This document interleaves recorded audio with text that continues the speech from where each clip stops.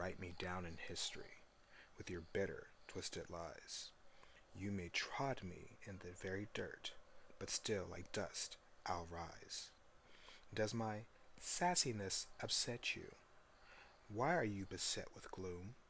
'Cause I walk like I've got oil wells pumping in my living room. Just like moons and like suns, with a certainty of tides, just like hopes springing high, still I'll rise.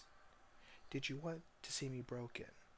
Bowed head and lowered eyes, shoulders falling down like teardrops, weakened by my soulful cries.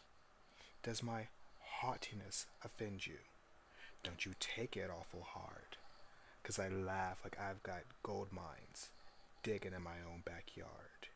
You may shoot me with your words, you may cut me with your eyes, you may kill me with your hatefulness, but still like air I'll rise.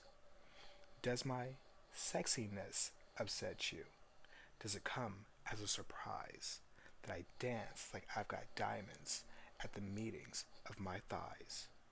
Out of the huts of history's shame I rise. Up from a past that's rooted in pain I rise. I'm a black ocean, leaping and wide, welling and swelling, I bear in the tide. Leaving behind nights of terror and fear, I rise. Into a daybreak that's wondrously clear, I rise, bringing the gifts that my ancestors gave. I am the dream and the hope of the slave. I rise. I rise. I rise. Written in 1976 for Havana Poetry, titled with the same name, this is one of the two poems that Maya Angelou is most famous for, the other being Phenomenal Woman. This poem celebrates the indomitability of the black spirit, and even though adversity and hurdles such as racism and even sexism are at play, we can push through and ultimately triumph. Angela has remarked that this poem was used to lift her in dark times in her life, and the tone throughout the poem speaks of strong determination and almost defiance.